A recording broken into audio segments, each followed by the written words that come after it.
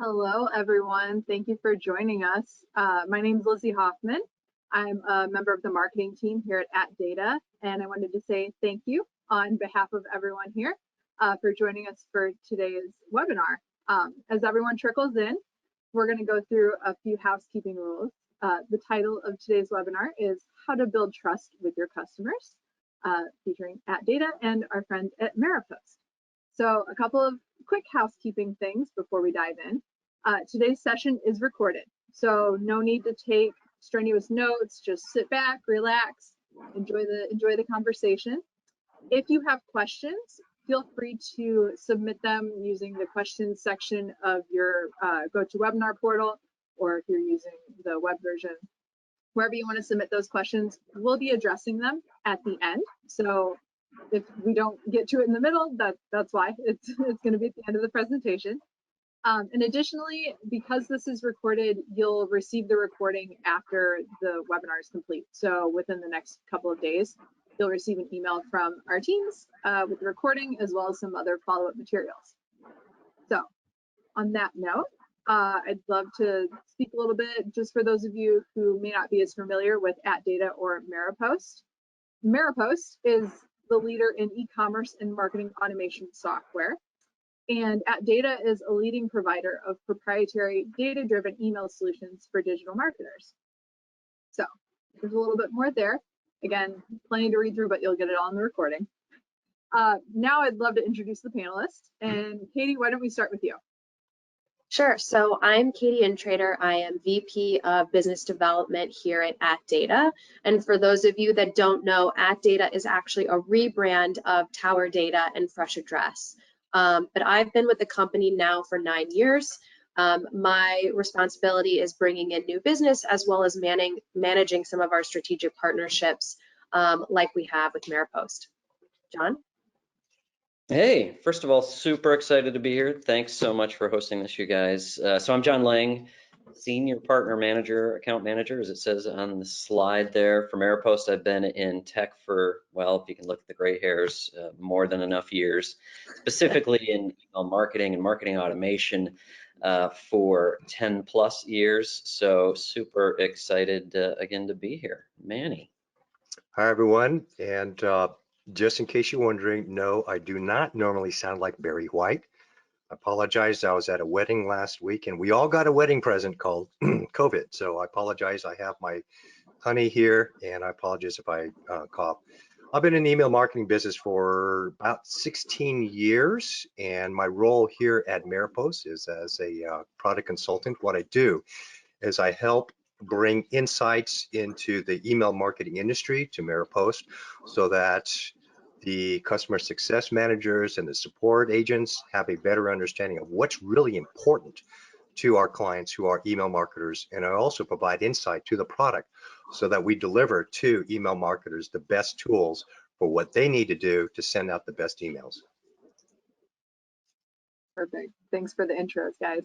So starting things off, John, I think you've got something fun to start us off with today. Yeah, absolutely. So, first of all, I like to talk a little bit about are you ready? You waiting for this? Because I've been the elephant in the room. I had to find an elephant, right?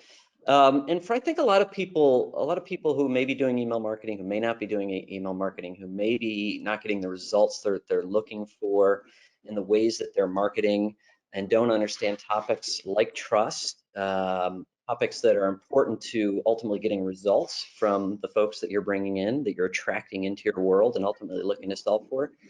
We're going to talk a little bit today about trust. We're going to talk a little bit today about data and clean data and trustworthy data. We're going to talk a little bit today about kind of utilizing tools like email marketing in the resources as a resource for you. And so I brought the old elephant in the room, because sometimes folks, wonder if things like email marketing are still relevant, right? And so recently I was at an event called Digital Marketer, and it's one of the top events in the land as it relates to where digital marketing agencies and marketers from all stripes come to learn more about effective ways to market. And Ryan Deiss is well known in the globe as being really one of the thought leaders, one of the top thought leaders in this space. And I went to their conference in 2020. 2021, so it was very much virtual. But in that conference, he, in his keynote speech, he opened up the speech and said, "Hey, what does everybody think one of the top tools that you can use to get results from your customers?" Now, again, this was just in 2021. This is very relatively recently, and of course, I was expecting TikTok or Pinterest or some of those tools out there, right? And what he said is, you're already ahead of me with the quote, right? The top thing is email marketing. And I agree with him, but I couldn't believe that kind of came from the thought leader in the space for email marketing. And so that elephant in the room, right, is email marketing a relevant and effective tool? I would argue it's one of the most relevant and effective tools that you can do if you do it correctly and if you do it right. Now, just to throw a couple of fun statistics your way, if you will, on the next slide, are things like, well, I'll start with one of the top, if you look at ROI from an email standpoint, one of the top statistics is that for every dollar spent on email marketing offers a $42 return. That's 4,200%, if you will.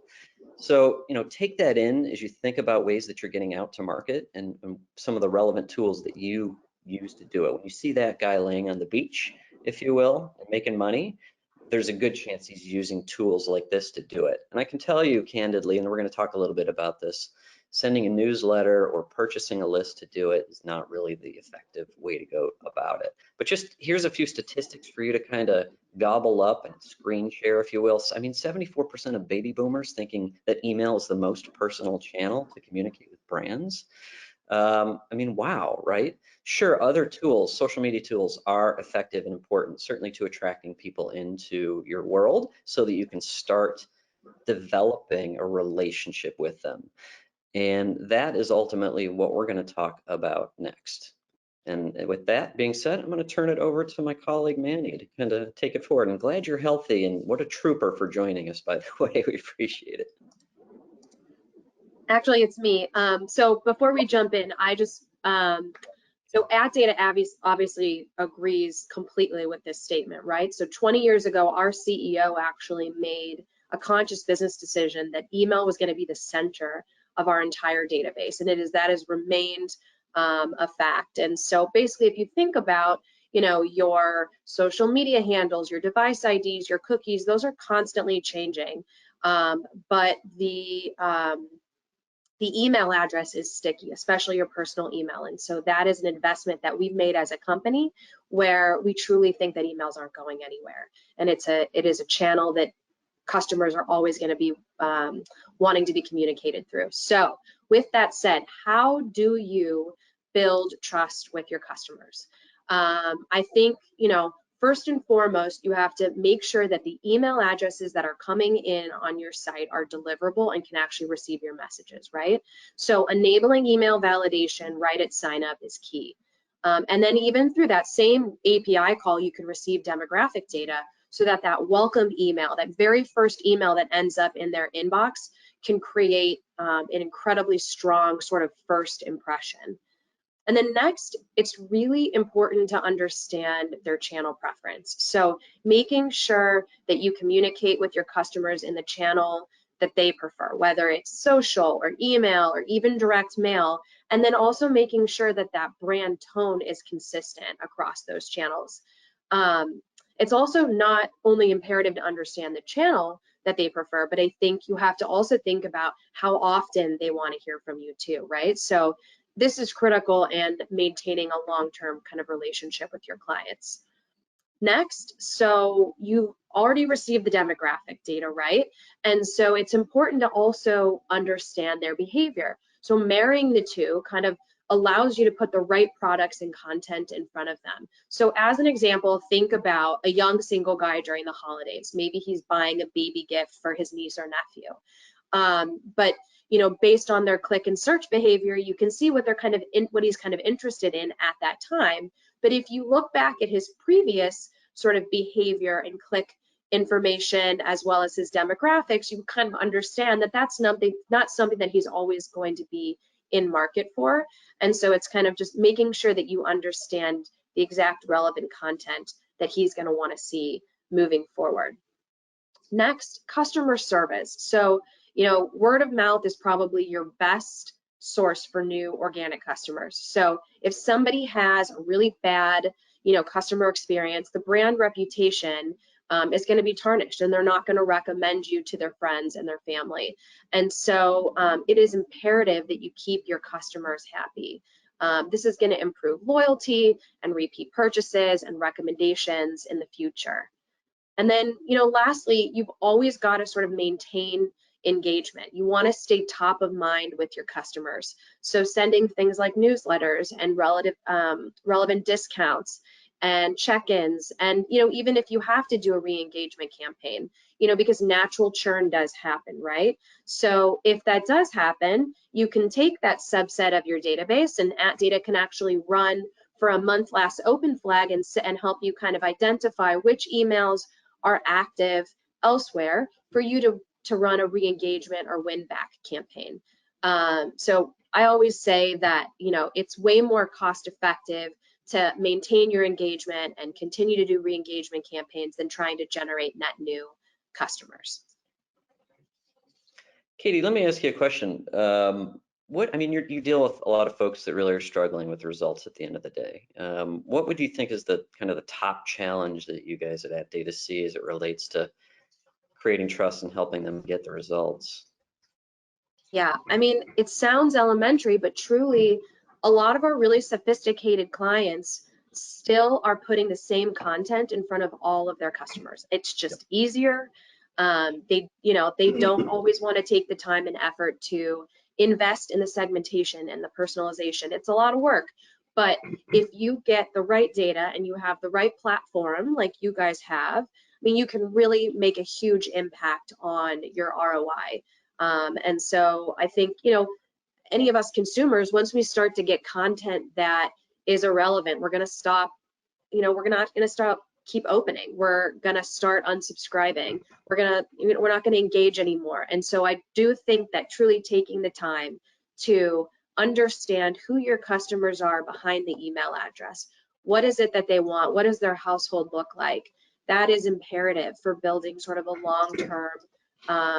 long-term trust and relationship with them for the future.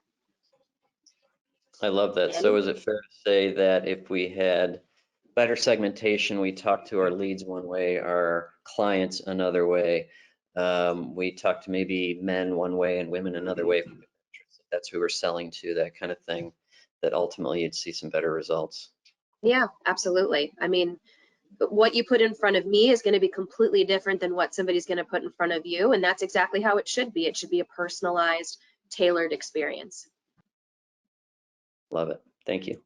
Over to you, Manny. All right, so let's go to this next slide, and actually that's a perfect segue. And I just want to give you a little bit of background, some backstory to this diagram that you're seeing here. It's a couple of years ago, actually, I got this inspiration from my wife, who at the time was a special needs preschool teacher. And she brought home this really interesting curriculum. It was called the Circles of Intimacy. It's put out by an educator, David Moore. And it's taught to all preschool teachers so that they can understand how to provide a safe learning environment for young children who are still navigating their way around social structures. And so David Moore comes up with this concept where he has a whole series of concentric circles. And the idea is that as you start from the outside and progress your way inside to the inner circles, it involves a greater and greater degree of intimacy, hence the term circles of intimacy. What David Moore came up with is three very interesting principles. Number one, the rules for what is allowable to be said and done is different at each circle of intimacy. What a stranger is allowed to do and say, who is at the outermost layer of intimacy, is very different than what a friend is allowed to do and say, which is an inner circle, and which is completely different when what a parent who is at the most inner circle is allowed to say and do. So that's really interesting there too. Another thing that he mentioned is that there's a progression, right, from the outside to the inside. right? So everybody starts at the outside with the exception of family members who are more towards the inner, and of course, mother and father who are at the most inner. But there's also rules too about transitioning from one circle of intimacy to the next. Transitioning from a stranger to a friend follows a certain set of acceptable rules. And those rules are different than transitioning from a stranger to somebody with a little bit more intimacy. Makes sense? And the third key thing that he mentioned is that it has to follow logical progression. It's not really acceptable to jump from a stranger to an intimate person right away, um, or even quickly blowing through. So after I learned that, I started thinking, can we apply this to the business world? And so I took some time, and this is what you're seeing here. And lo and behold, yes, you can. Because you're seeing here at the outermost circle are the people who are the strangers, the people who are unaware of who you are. That is the lowest level of trust. Then as you move towards the inner circle, you've got people who are now interested in you, trust you a little bit, and they're different than people who engage. Now, an engager is somebody who's maybe taking advantage of what you have to offer. So these are people like taking advantage of a free trial, right? Free trial, you see that a lot in software, you see it a lot in types of services. So these are people who trust you enough to want to try out, kick the tires of what you have to offer, but they don't trust you enough to give you any of their money. And that's why a buyer is different than an engager. A buyer is somebody who wants to continue to engage with the value of what you have to offer. And now they trust you enough to give you their money. A repeat buyer, can you see where the trend progression is going? A repeat buyer trusts you even more to give you more money. They're going to keep coming back. So like as a restaurant, you got your regular patrons, right? They like you enough, they trust you enough, they keep coming back. Now, the two inner circles there that you see there for an advocate and promoter, this is where the relationship transitions from being transactional to something more of a relational. These are the people who now trust you enough that they're willing to associate the reputation of their brand with their personal reputation. So now it starts to get a little bit more intimate. Now, just like with David Moore about rules of what you're allowed to say and do, there are rules of what you're allowed to say in your emails to people who are unaware of you, to people who are interested in you. Very different than what you're allowed to say in your emails to people who are engagers and people who are buyers. Real simple example. And this is one example, as Katie mentioned, as to why some emails are less effective and why some emails are even more effective. Let's say John's visiting my site and I detect him. He's interested in something. Maybe he's just downloaded a white paper or something like that. Next thing you know it, I send John an email and say, hey, tell you what, John, if you sign up for a year's subscription in the next 24 hours, I'll give you 15% off. Okay, that's a call to action that's probably inappropriate to somebody who's at that minimal level of trust. But let's say John engages with my brand. Maybe he's been using my free trial for a while and he likes it. Okay, that's a little bit more appropriate. So did you see that? That's a really good example of where the call to action, you got to make sure that it's appropriate to that particular level of trust to whom you're sending it. And now, just like David Moore mentions that there's transitioning, rules from transitioning from one level of intimacy to the next. Same thing with email marketing. Do not expect your people to transition themselves organically. Some do, most don't. The way to do it is that's where email comes in. Use email to drive the transition from one level of trust to the next. Let me show you what I'm talking about. Let's take a look at this next slide here. And what you're seeing here is what a lot of products call journeys. It's an automated email sequence, okay?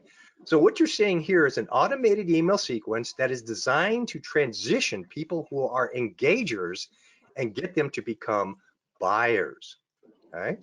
So the first few several emails are targeted to people who are engagers enjoying, let's say, a free trial. And so the emails are educational. They're reiterating the value proposition of the service or even of the product.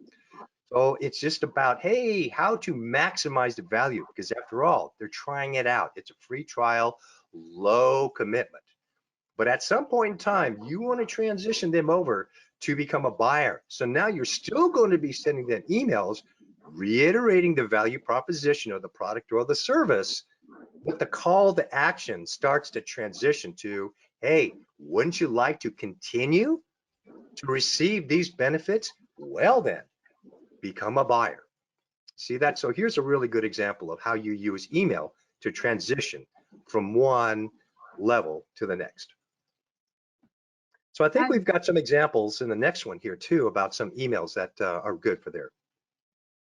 I was going to ask a question real quick, if you don't mind, going back Sure. to that customer trust journey slide. So in marketing, we build out these things all the time. This one looks a little complicated. We can obviously make it more complicated too, though. But how would I go about building out something like this? Like, what tools would I need necessarily, or what kind of resources would I need to implement here? If anyone can help out with that. Sure. Good question. Now, there's a lot of email platforms out there that that already provide these types of email automation sequences. Of course, Maropost Marketing Cloud has to be one of many of them. So there are templates that many offer that have pre-configured. So all you do is just fill in the blanks. Like, so there's, like, say, for example, you see those ones there that say send an email. Well, then what you would do is fill in the blanks by providing your own email content. So this is like a pre-made schematic for an automated email program, and then you provide your own content following the guidelines that I just gave. Make sure that the call to action is appropriate for that particular level of trust. I don't know, did I answer that question appropriately?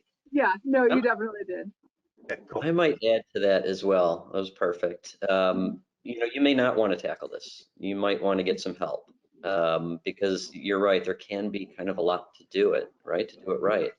We may have a lot of small businesses on here that are doing newsletters and not getting results, and maybe you're starting to kind of recognize why that might be, right? Is that you're doing that kind of one size fits all automated message to everybody and not building a strategy and not really having the right content, and the right segmentations and the right follow-up strategy and the right communications with your different segments kind of thing. And so picking out the right platform is important because there's a lot to it in terms of getting help with content and the campaigns, but you also want to have the right platform for you in terms of, particularly if you're a more mature customer who maybe is not a small business or just getting started. A more mature customer might work with Maropost who maybe is struggling with things like support, struggling things with deliverability, those types of things, where companies like ours put premium focus on those types of things to make sure that all that happens. And there can be some complexity and some tech to it for sure. So picking the right partners to work with, the right tools are important kind of thing. I think this is a really smart concept because I can imagine that a lot of our clients, a lot of brands get a lot of pressure from above to put those call to actions in super early. And I think, Manny, your point of sort of gradually guiding your customers into feeling engaged and then wanting to buy versus just throwing those call to actions early on is really, really smart. I think, again, it's kind of like the personalization along the lines, you really have to allow them to understand what your brand has to offer before you start trying to shove your product down their throat. So it's really smart. So moving to the next slide, here are a couple really great email examples that I believe show how different brands have kind of built trust with their customers. So the first one shows the thoughtfulness of uncommon goods when it comes to certain holidays, right? So if you've lost a parent, the ability to not be reminded on a daily basis about Mother's Day or Father's Day is greatly appreciated. I have many people in my life that have off the cuff mentioned this to me, and I thought, wow, I can't believe that more brands don't do this in 2022. And this was a really great example of how they did. And so I think the more brands kind of allow their customers to customize which holidays and kind of content that they want to receive, the better their relationship with them is going to be long term. The second email, so Ancestry.com, they do a really great job of kind of guiding you along the way how to use their service, the most efficiently. So kind of like Manny was talking about in the last slide, giving these kind of step-by-step step directions and kind of warming them up and making sure that they're comfortable with the solution before really, jumping in and having them purchase things. I think it's a really great way to build the best experience with their product. Because a lot of times we sign up for things because we're interested, but then we have no idea how to get started. And so this just does a really sort of great way of kind of easing their clients in.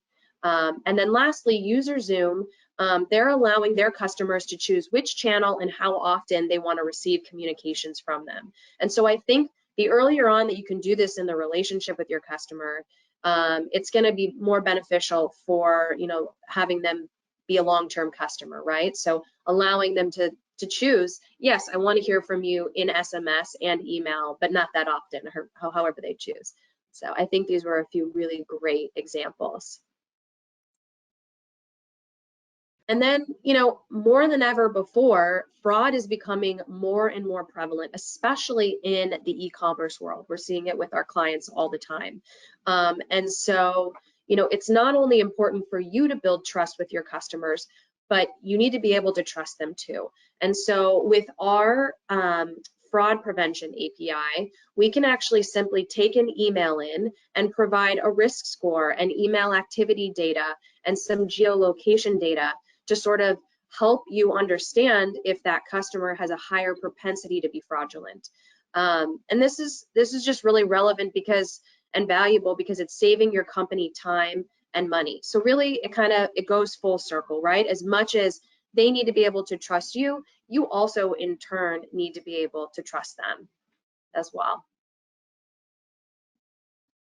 Yeah, I love all that because it goes right to things like deliverability again, right? And trust. And if you're purchasing lists, for example, and just sending stuff out, you hurt your reputation, and not just in a personal way, but in a technical way, right? Yep. And ultimately it could jeopardize you. It could even jeopardize your email service provider, if you will, in terms of what's being sent. So it's critical that you've got good, clean lists and that you're getting people to opt into your communications, maybe even double opt in some cases. And that you're using tools like AppData to, again, deliver validation and those types of things to your lists, and then hitting the send button, you're just getting started, right? In terms of having the right platform and content and to make sure that they get into the inbox kind of thing. So, which is why we have a perfect partnership, right? Absolutely. It's a great integration. All right, Lizzie, what questions did we get?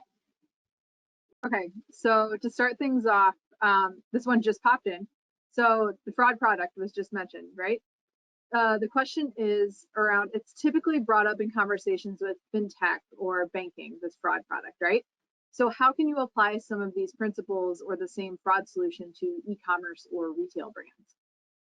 Yeah, I mean, so fraud, it happens across all different types of industries and all different company sizes. And so, yeah, of course, it's going to happen in fintech, it's going to happen in banking, but it happens in your e-commerce purchases as well. And so what a lot of our sort of fintech clients do is earlier on within the web flow, that email is coming in and they're calling us for that information, and we're flagging pretty early on, hey, we wouldn't recommend, providing them necessarily a short-term loan. They look like it could be a potentially fraudulent individual. And so the same goes, in an e-commerce purchase, right? So somebody signs up, maybe for your newsletter, or they're, filling out some information, and you get that email address, kind of understanding earlier on, all right, that doesn't look like a, valid, legitimate potential customer. Let's find out some additional information, some additional insight about them. It's going to help save you time and money, and, and hopefully, no money lost. But yeah, so it really, it covers the gamut in terms of the verticals that it can help, prevent fraud in. Yeah, I just want to jump into, I think Katie brings up an excellent point for those of you who are merchants. Let's say you are e-com merchants, because you know that it's all about interest rate, right? It's all about interest rate that your credit card process is charging you. You're shaving off every point, and you know that if you have a high percentage of chargebacks or a high percentage of delinquent payments, your interest rate goes up. And so that's why a service like this is really helpful, to maybe cull out of your customer base people who are actually costing you money in terms of higher interest rates. Absolutely. Excellent. Okay, so the next one I have for y'all is how do Maropost and @Data differentiate themselves from their competitors? So I wonder who wants to hop in on this one first. You guys want to go first? Yeah, I'll jump in. Well, Maropost is a marketing platform, and that essentially we have two sides of the house. We have an e-commerce platform, and then we have an email marketing platform that essentially, offers things like obviously email marketing, marketing automation, and journeys, text, social components, those types of things. So we're a platform for which you would build, for example, that campaign, if you will. I'll let Katie take it as to the differentiators in terms of what @Data brings to the mix. Yeah, absolutely. So I think what differentiates us is that within one API call, you can not only clean your emails right as they're submitted, but you can add all different types of insights, right? And I think there are a lot of companies out there that do bits and pieces of what we do with our demographic data, with our activity data, especially with email validation, but there's not really many companies out there that provide all of them sort of in one fell swoop. And so to be able to clean your emails and add all of those insights all within one simple batch project or one simple API call, I think is really unique. And I also think just, the fact that we all, understand marketing. I was an email marketer prior, so I understand when my clients come to me with pain points, exactly what they're trying to accomplish. And so sometimes I'll put together sort of a custom combination of services to help, solve for whatever it is they're trying to work on, whatever their data pain points are. And so I think we're not just going to validate your emails and never talk to you again. We're going to tell you how we recommend to handle them and what we think of, adding spam traps to your suppression list and all of that. I mean, there's a lot that goes into it, and we don't ever want to just kind of leave you on your own. So I think, and then obviously our relationship with, our partners, it really allows us to give you the data, and then you can work with these great companies that are going to be able to do all of the amazing, automated analytics and email sends that are going to take your email marketing to the next level. You could say they're the cleaner, we're the sender. There you go. Both All required. right, there you go. I've got one last one for you guys, and I kind of left this for the end. There are a number of publications, right? Edelman Trust Barometer, and even a few other discussions happening around this idea of trust. So why this topic and why now? Why is trust so important in August 2022? What's happening? What's causing this? I can talk about that a little bit here. A lot of it is because organized crime has discovered that email is really good at making money. So from the perspective of trust being finding out who your legitimate customers are, right? There's on that side of the equation, but also on the other side too, and that is that consumers are bombarded by emails all the time. And so the emails that you send many times are mingled together with emails sent with nefarious intent. So for you to have to stand out of the crowd as a legitimate email marketing, that's very, very important. So therefore, you need to make sure that whatever you say in your email does establish appropriate level of trust and that it's on point with your particular brand. Consumers have so much options to choose from. There's every time you turn around, there's somebody else who's probably doing what you're doing, and there's 10 more next month doing that. So how do you stand out from everybody else? Well, tell you what, it's just like any other restaurant or any other store you patronize. I know that I go to the stores that treat me as an individual, that really respect me for who I am, like a restaurant. If a restaurant doesn't just treat me as just, oh, you're just another transaction. Okay, I guarantee you my concept, my feelings about that restaurant is a lot different than somebody who really cares and welcomes me in and gives me a really good experience. Email is very much the same way too. Got to make sure your emails are good. They're conversational. Don't just send an email for the sake of sending an email. Remember, you send it, just think about when you send an email to your friends or to your coworkers, put some thought into it, establish some type of a connection with the person that you're writing to. Remember, you're not out there for them to be a means to your end. You're establishing a level of trust with them through the email. That's how you stand out from the crowd. I also think, just taking a totally different spin on the question, I think in the world itself, just, you know, bigger picture, there's so much mistrust going on, right? With COVID and with politics. And so your brand has an opportunity to, you know, build its relationship with their customer. And, you know, let's say you're a mattress brand. I don't even know how many exist, but there's a million out there. How can you differentiate yourself and build trust with your customer so that they know exactly what your household looks like and what's important to you? Did you just have a baby? You know, are you, you know, moving from a queen size bed to a king size bed and sending, you know, whatever it may be. I think there's something to be said about, you know, the world is kind of an iffy place currently, as Manny and I are sitting here with COVID, but the brands that we love and continually go back and purchase from, we want them to make us feel warm and fuzzy and safe, and we want them to be empathetic for, you know, our lives and for the products that are important to us. So totally different take on it, but that's kind of what I was thinking when I heard that question. And the only other thing I would add to that is choosing the right tools, choosing the right people behind the tools to support it could quite simply be the difference between the inbox and the spam box, period. Yeah, That is true. All right. Well, those are all the questions that I had for this afternoon, but I wanted to say thank you to everyone. Thank you everyone for joining. Thank you to our wonderful panel here. Their contact information is on the screen and will be available in the recording and in our follow-ups. So thank you. Thanks you guys. I appreciate all your time today. If anybody wants to reach out and talk, our names and email addresses are there about anything. We can give you some guidance, even if you're not sure. Happy to help. All righty. awesome. Thank you all very much for Thanks, joining. everybody. Thanks, Thank guys. you. All right.